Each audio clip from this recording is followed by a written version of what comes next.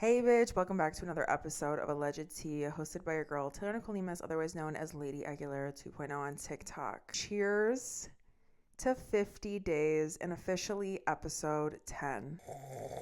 This is water. As you know, I'm doing my 30, 60, 90. I'm on day 50 as of today.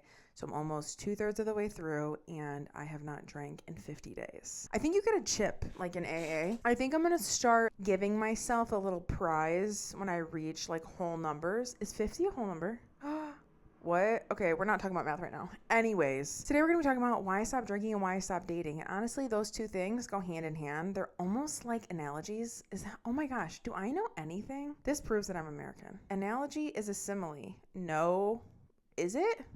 Journalism major here. Anyways, the point fucking is that they're the same. Stopping drinking and stopping dating kind of like correlate. Oh, there's a good word. Correlate. Perfect. Love. Okay. So for my 30, 60, 90, I decided that I'm going to stop drinking for 90 days, which is essentially 3 months. And you're probably thinking, oh my goodness, it's not that hard, Taylor. What the fuck? Well, coming from a former retired party toxic crazy girl, it's detrimental, babes. It's detrimental. I've done it before, and last summer, actually, when I almost died, quick side story, I almost died because I went to a chiropractor, and then a week later, I lifted really heavy weights with my legs, not my arms, actually. Shocking, I know. And tore my vertebral arteries in the back of my neck. I dissected them, which is the main arteries that supply blood flow to your brain. Yeah. I had to go on blood thinners and I couldn't drink for like between 4 and 6 months or something like that. But because it was so depressing and it was like kind of like life shocking, I ended up just eating my feelings away. So it wasn't really like healthy overall. Do you get what I'm saying? Love? I've actually done something similar to this where I stopped drinking usually in the winter time. Hello, seasonal depression. Where are my seasonal depression ladies? Hands up. Put my hands up playing that song for seasonal depression. Not in my head like yeah, moving my hips like fuck no. I usually don't drink as much or heavily in the wintertime. And my pattern is that every summer I say fuck it all to hell. The minute it gets like 70 degrees out, when I can walk around with a fucking t-shirt on, I go balls to the wall with drinking, which is usually June, July, August. 3 months of chaos, chaotic drinking, unhinged, tequila, salt, lime, all the time.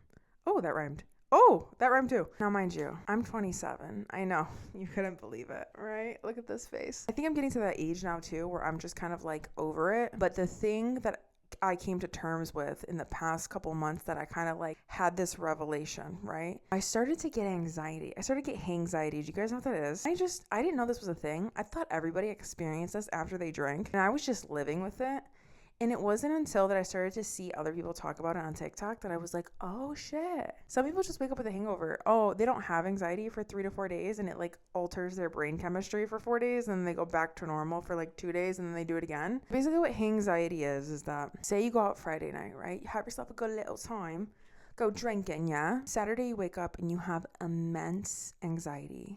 Doomsday anxiety. You wake up, you feel like the world is on your shoulders. It is the most intense anxiety, okay? The only way to get rid of it is to either stop drinking, like for a couple days, or to continue drinking to like numb it out, which, okay, obviously, when you put it like that, is fucking terrible, huh? Yeah, right, it is. So what I would do is I would drink Friday, and then I would drink Saturday, and then I would like coast Sunday, Monday, Tuesday, which I would be dealing with that anxiety for like 3 days. And for me, when I would deal with anxiety or just any type of issues, emotional things, I tend to eat more. So I'm an emotional eater. So when I'm like, which I sway back and forth. You know what I'm talking about when you find out your boyfriend's been cheating on you and like taking new pictures of you? That'll make you nauseous, allegedly. But you know what I mean? Like it sways back and forth. Kind of, it's situational. You know what I mean? But I would say 9 out of 10 times I'm an emotional eater. And I started to realize if I really wanted to become healthy, that I couldn't involve drinking because I had to be so realistic with myself and realize that me drinking wasn't just a Friday, Saturday thing. It affected my entire week. Because if I drank Friday, Saturday, Sunday, Monday, Tuesday, I was unmotivated. I had horrible anxiety. And then Wednesday, I was kind of getting back to normal. And then I had basically Wednesday, Thursday, and then I was right back on the same fucking boat. Do you know what I'm saying? The other realization that I had while going through what some may call a spiritual journey, okay? That's what I keep telling everybody. I think I'm going through a spiritual fucking awakening. Honestly, I think I'm getting towards the like unhinged part where like, you know, when your eyes are so open, you can see everything so clearly that you're like, oh my gosh, I can deal with this. You know what I mean? That's how I feel right now. I think I got to the point where I started to just like assess my life. And this will go hand in hand with the dating too, which you'll see in a second. I started to assess my life and realized that I'm just having the same experiences over and over and over again. What is the definition of insanity? Doing the same thing over and over and expecting a different outcome. Now, what I mean by this is that I've traveled to all these places, right? I've been to California, I've been to Tennessee, I've been to Florida, you know, I've been to New York. I've been to all these places. And I realized that I'm always in a bar. It really doesn't matter what city I'm in if I'm doing the same thing over and over again. And I realized that my actual experience itself was me experiencing bars just in different cities. Now, did I have fun? Yes. I'm not knocking people that fucking drink and party, bitch. I did it for, how old am I? I'm 27. I've been partying for a long time. I enjoyed it, okay? So I'm not a hater. I'm not a party hater. Live it up, girlfriend. All I'm saying though is I'm coming to this realization, which could come with maturing, is that like, I don't know if I really ever want to do that anymore. Like, everything it bring me was just constant problems. I think the really like turning point of my life was my birthday of this past year, when I had like a family party at my house and I was drinking, and then just like all these things happened, and the whole time I was like lit, and like I was like, wow, I really just didn't have a good time on my birthday. I drank, and I drank the next day to deal with my problems with my friends and family, and I was just like, what am I doing? Like, none of this is productive. None of this is helping me. I'm not like influencing the world in a positive way. And I just really hated that feeling. And then I had anxiety for like 5 days. I just decided to cut alcohol out altogether. Do I want to stop drinking alcohol like entirely? Yes. But I haven't thought that far yet, because I don't want to like put too much pressure on myself, and I don't want people to expect that out of me. I don't want to hit my 90 days and then for Thanksgiving decide to drink some wine. Everybody's like, what the fuck, Taylor? Taking it with strides, but I'm definitely 1000% cutting back. Now, the positives of cutting out drinking. And then we're gonna go into why I stopped dating, and then we're gonna mesh them together in this beautiful fucking chemistry bowl of magic potions. Benefits that I have experienced from stopping drinking are insane. And I've experienced them before because I stopped drinking before, but I think mixed in with my 30, 60, 90, where I'm taking care of everything, like the emotional, the spiritual, my mental health, everything, but it's like 10 times better. First and foremost, my skin. My skin has never looked better. I think that there's a glow about me now. I can't tell you how often people tell me, oh my God, you look so different. And I really haven't, I mean, don't get me wrong, I've lost weight. I really haven't like lost significant weight. Like, I think at most I lost like 7 pounds. I really don't weigh myself that often. And I lost like an inch or two around my waist. But the swelling in my body, I think I'm going to post pictures here. I mean, I posted that TikTok that went like a semi-viral, got like 500,000 views, of my face, because I think alcohol swells your body.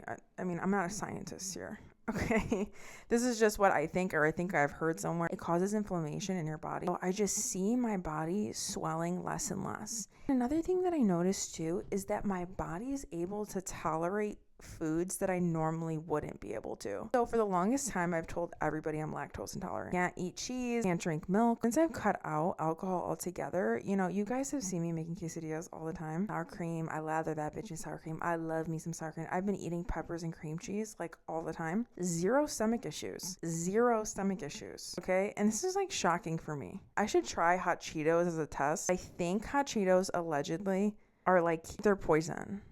I don't know. I remember seeing something somewhere that's saying that they cause like stomach ulcers because they're so fucked up. Another thing too, since stopping drinking, I have my weekends. And you know what? If you work a 9 to 5, you know how important your weekends are. You live and breathe for your weekend. It is your time to set up your week right, to do your laundry, to do your household chores, to do things that you want to do, your side hobbies, whatever. And not drinking really just gives me that time to be able to spend time where I want to spend it. Not have wasted time, because think about all the times you wake up Friday or Saturday, or I should say Saturday, Sunday, and you're hungover as shit and you waste the day, and your only other option to do anything is to again party at night, or to like stay in and watch a movie, but like say all your friends are going out. Do you know what I'm saying? It's just like you have so much time on your hands, and it's nice to wake up in the morning. It's nice to get up at like, ew, Oh my gosh. I was just supposed to say it's nice to get up at like 7 a.m. on a Saturday. I think, oh my gosh, I'm getting old. Oh my god.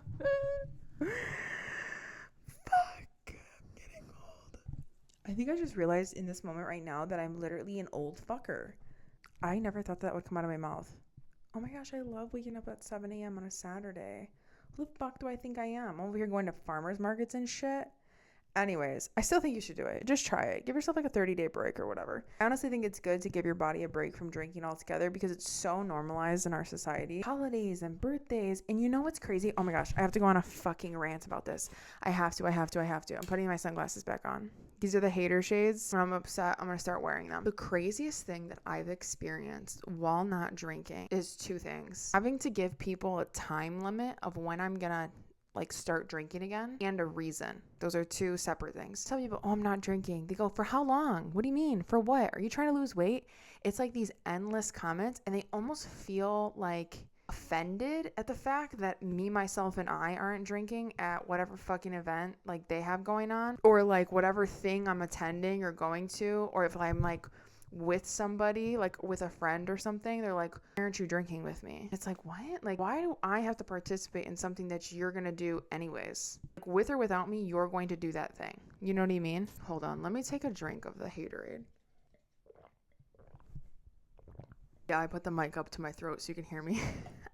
But it is really weird that so many people are offended when you tell people you're not drinking. They almost take it as like a personal attack against them. Since doing this challenge, I've been talking to one of my friends who also kind of slowed down on drinking too. Me and her had this huge debate on it. Well, not really a debate, a conversation, a really deep dive conversation on it. It's like, honestly, I think it's people projecting their own feelings onto you because the same things happen to me where people are like so confused by the fact, and part of our society, people are so confused at the fact that like I'm not drinking. It's strange. People has gone as far to like ask if I'm pregnant or if the other person's pregnant. That's fucked up. You know what I mean? Like, what, because I'm not drinking? Like, it's just crazy the lengths that people go. And then the whole time limit thing too. A lot of people are like, oh, well, I'm gonna be drinking then. They like pinpoint certain dates. I'm like, oh, you're gonna drink then, right? Or like, well, this is coming up. Are you going to drink for that? Or what about Halloween? Or what about Christmas?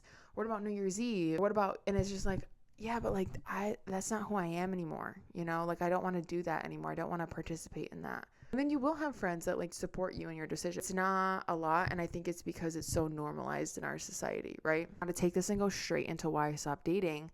These two things for me went hand in hand. So, right, usually when I would meet somebody on Hinge, Bumble, whatever, or out at a bar, it would usually involve drinking. I feel like when you drink, for myself at least, I let down a lot of my guards and boundaries because I'm drinking. I think that narcissistic men, manipulating men can like notice this. They see it and they're like, oh, perfect. She was kind of rigid and uptight and like secure in herself when she wasn't drinking. But when she's drinking, she's kind of like, yeah, ooh, I don't give a fuck. I can like take advantage of that. That's one aspect of it too. And then just normal men. Let's just say normal men. But I haven't had my share in dating normal men.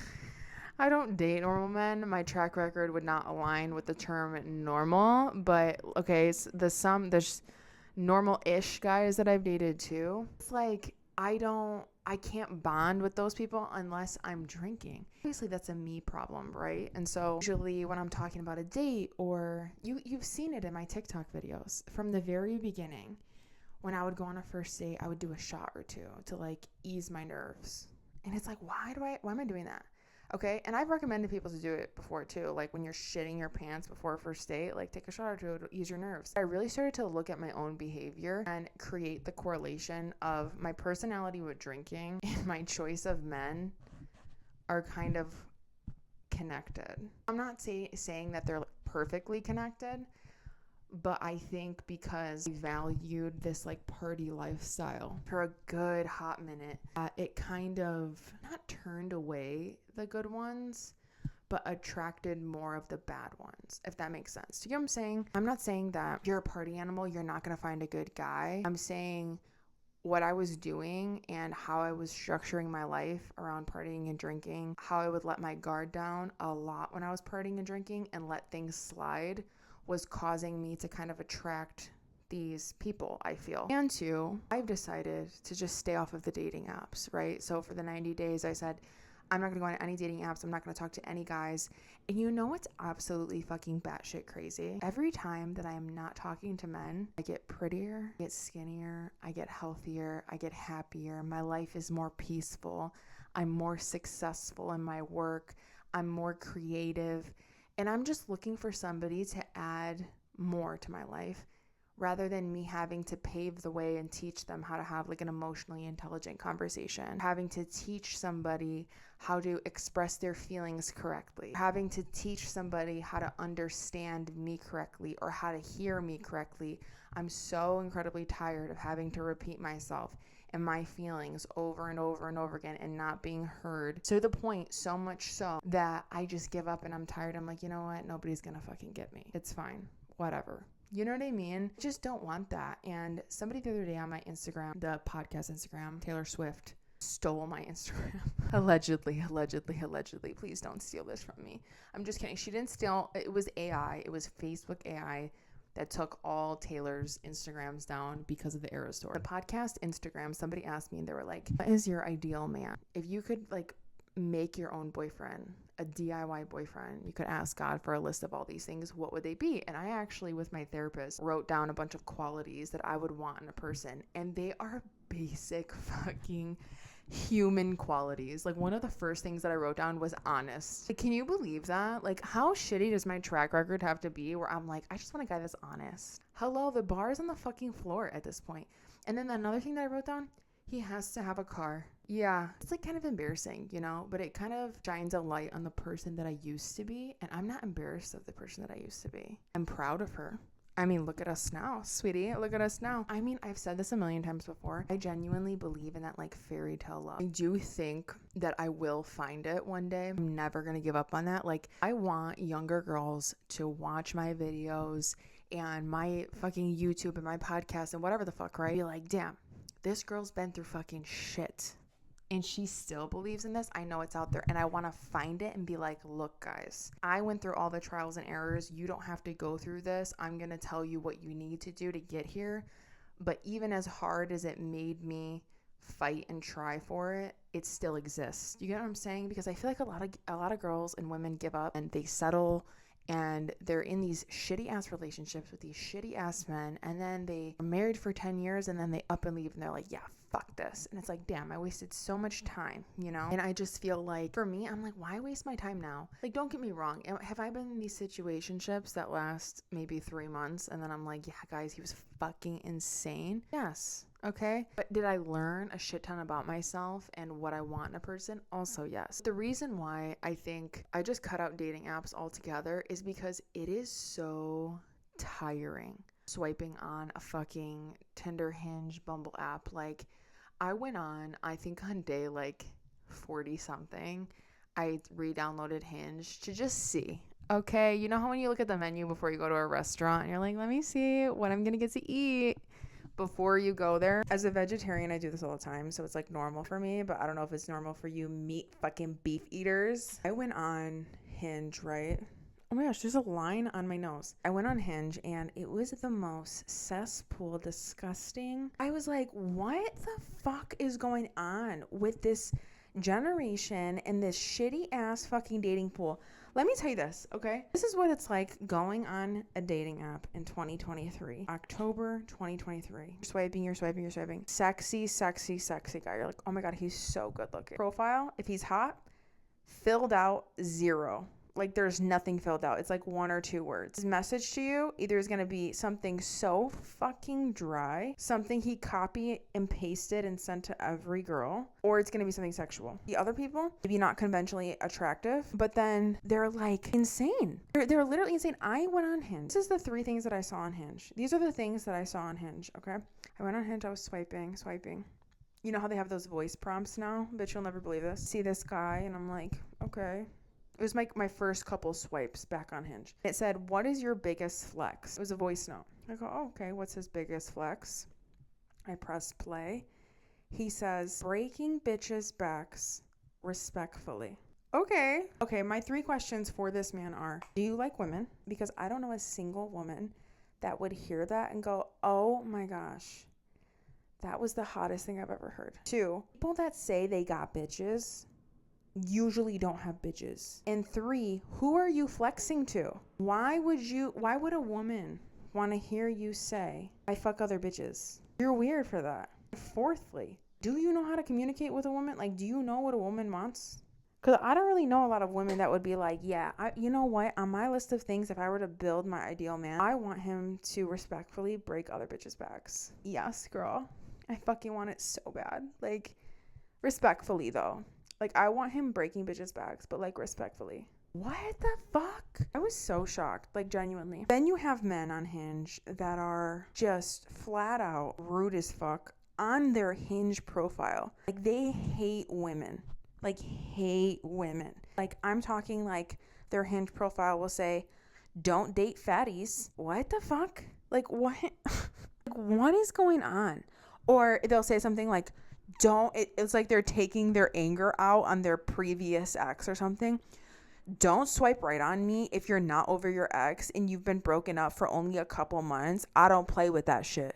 Okay, why do I feel like I'm being attacked for something I didn't do? Like, I just opened the app and you're already yelling at me. What's going on? You know what I mean? I'm telling you right now, the dating pool is a fucking mess. But then here's my question. Let's all ask the universal question. If you don't go on a dating app, how do you find a date? How do you find somebody date worthy? And I guarantee you, boomers, they're screaming. They're like, what the fuck do you mean? How do you find somebody to date? And then it's like, I think I need a pair of balls, actually, because I would need to, like, approach somebody. But then it's like, why, as the woman, am I having to approach a man at a fucking bookstore? You know what I mean? Like, hey, Joe Goldberg, how are you? Want to go out with me? You're so super cute. You single? Ew. Kind of cringy if you ask me, but I mean, to each their own. And people ask me all the time, they're like, Taylor, where do you meet people? How do I meet somebody? And if I could tell you one thing, the messages I get the most from women and men are, where do I find somebody to meet? Where do I find somebody to date? What areas do I go to? Do I go to the gym? Do I go to the library? Do I go to a bar? And then it's like, we all know that, like, meeting a guy or significant other at a bar is not ideal. And then people will come in and be like, oh, well, I met my husband 15 years ago at a bar and we've been together for 25 years. It's like, okay, I'm talking about right fucking now. 2023 in October, it is very difficult to be finding somebody to date at a bar that has the right intentions as you. Not only that, isn't a fucking douchebag. Like, and doesn't listen to Andrew Tate and isn't like, fucking alpha, dude. You know what I mean? It's difficult for both parties, men and women. Okay? That's my Roman Empire. My Roman Empire is, how the fuck do we date in 2023? It's not on a dating app. And then you're like, okay, we'll meet somebody at the gym, right? Okay, well, men are afraid to approach women at the gym. I'm not gonna lie to you. I really don't want a man to approach me at the gym because my guard is all the way the fuck up because of my many experiences I've had at the gym where I'm like, if a guy approaches me, I'm already like, okay, what's going on? Am I going to be polite? Absolutely. Absolutely. Hey, is my guard up though? Like, what's going on here? Was my mind like, okay, what's going on? You know, I just think that it's overall very difficult. A lot of people also ask me too, like, where do you meet friends? I think we're kind of becoming a very lonely society. And I seen a video the other day talking about the 2020 skip. And basically what it's about is because of COVID, people in their 20s and their early teens experienced significant skips in their growth in life, right? And so your teenage years, when you're in high school, those are really developmental years in your life, right? Your prom, going to college, all that stuff, right? And then the people in their 20s are like, oh, well, you're fine because you're in your 20s. But it's like your 20s were times for you to figure your shit out.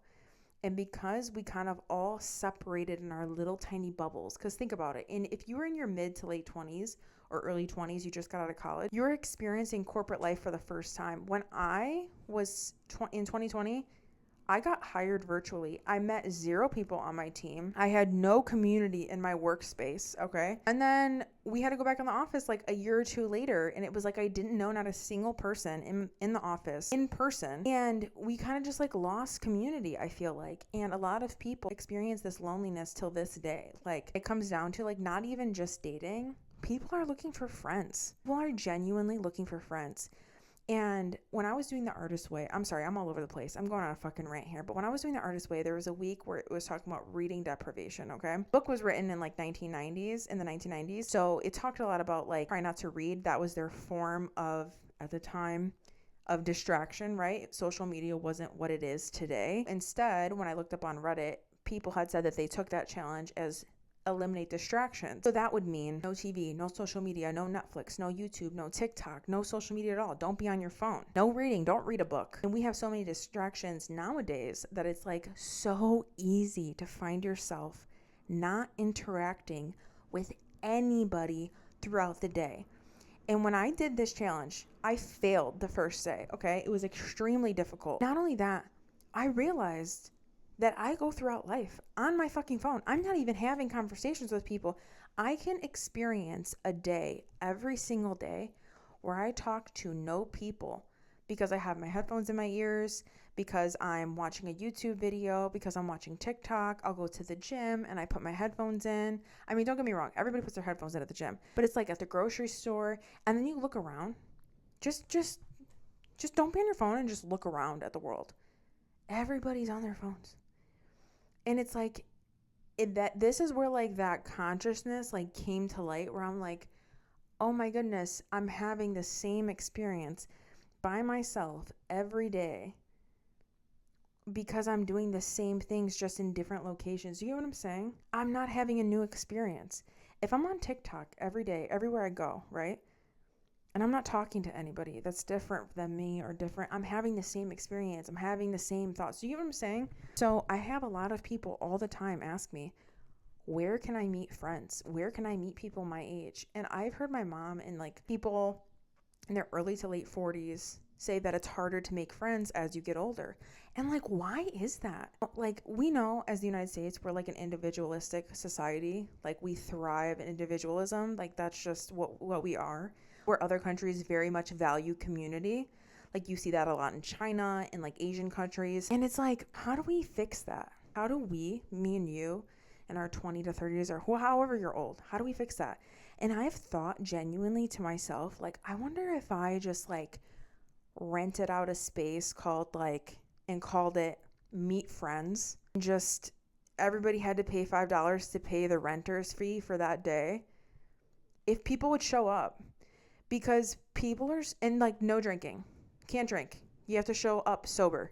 That's the one rule. You have to show up sober. And it's going to just be called Meet Friends. And everybody has to show up and just you meet friends. That's the whole goal of the fucking event. Because I would go to something like that. Because I'm constantly like, even now, like my one friend, she lives like 30 to 40 minutes away from me.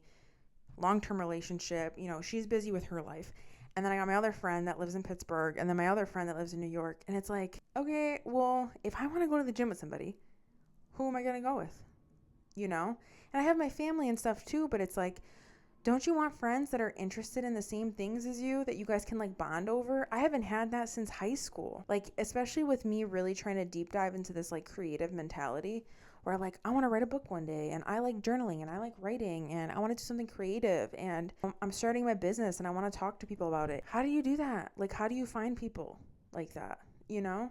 And so I've genuinely, honestly thought about creating an event that happens like every month called Meet Friends. I mean, I wasn't going to call it Meet Friends, but that just came to me right now, but that's kind of funny because it's MF, like motherfucker. I don't know, girl. Creative juices are flowing today. The point that I'm all trying to make in this is that it goes a lot deeper than just dating. I think it goes down to our society. Like, we're just lonely. And then I see all these like TikToks of people saying like, men are having less sex than ever. It's like, bitch, we're all fucking lonely. It doesn't have to be women, men, this and that. Like, everybody's fucking lonely right now. Like, we need to build some shit together. Like, hello. Like, let's be friends. How about that? Fuck dating. Let's just be friends. You want to hang out? I think that if we as together we built community, we all became more friends, men would know more about women and what women want. Women would know more about men, what men want. And because we're so isolated, we're so fucking separated from each other, everybody in their own little bubble all the time, nobody knows fucking shit about each other. Think about the last time. I mean, I know people that have groups of friends and shit, but like, truly, honestly, raise your hand if you have more than 3 friends. Raise your hand. Is anybody's hands raised? Because I only have 3 friends. I have 3 solid friends, okay? Like, and I'm not talking about family members, cousins, or anything like that. I'm just talking about friends, okay? Put your hand down if any of those friends were from high school or college. Is anybody hands raised still? Anybody hands raised? I bet you a lot of people with their hands down, right? And you're like, well, that's not fair because that's how you meet your friends. Yeah, but I'm talking about like a lot of people after college, like they live in different states and shit. How do you meet more friends? Do you know what I'm saying? So, yeah, that's why I stopped drinking. That's why I stopped dating. And this is the conclusion that I fucking come to. And that's why I gave myself a wine glass of water and I put on these shades because I was like, this is so fucking depressing. And I, more than anything, like just want to build community. That's what I really want to do. Like, if I could write a life goal of mine on a piece of paper and hand it to God and be like, can you help me do this? It would be to build community because it brings me so much joy to like bring people together. It really honestly does. It's going to make me cry. It's really going to make me cry. I'm literally a cry laugher. I'm a laugh crier. Like, I laugh when I cry. But, like, really honestly, because I've seen so many lonely people and I've experienced, like, true loneliness and, like, and I've experienced myself, like, true loneliness. And what that can breed is so bad for your mental health. Like, not feeling like people understand you, not having people to talk to. Like, I like the whole AI shit scares me because it's like, you don't want these kids fucking confessing their feelings to AI and then they have like a whole fucking, you know, whatever, bitch. I don't want to get into AI right now, but AI did fuck up my Instagram. So for all the people asking, but the reason why my Instagram got banned is because the metaverse actually scheduled this fucking AI to go through all the Instagrams that had Taylor Swift fan pages, and by result, anybody named Taylor got deleted, like their Instagram got banned, which kind of goes hand in hand because it did tell me that the reason why my account got banned was because I was impersonating a celebrity, and I thought it was because my name on TikTok is Lady Aguilera after Lady Gaga and Christina Aguilera, but it was actually because of Taylor Swift, which, plot twist. Everybody was like, oh my gosh, and all this time you blamed your ex. And it's like, yeah, I still fucking blame him. Allegedly. Like, I don't care. I don't care. In my book, he still did it. I don't care if Taylor Swift was involved. If anything, Taylor Swift has no problem. Like, she didn't really do anything. It was Max's fault. You know what I mean? I hope you enjoyed this podcast. I know a lot of people listen to my podcast while they're at work and they're bored and they're just hanging out. I hope this makes you feel like you have somebody on the phone with you and that, like, you do have a friend in me. Oh, Toy Story. You have a friend in me.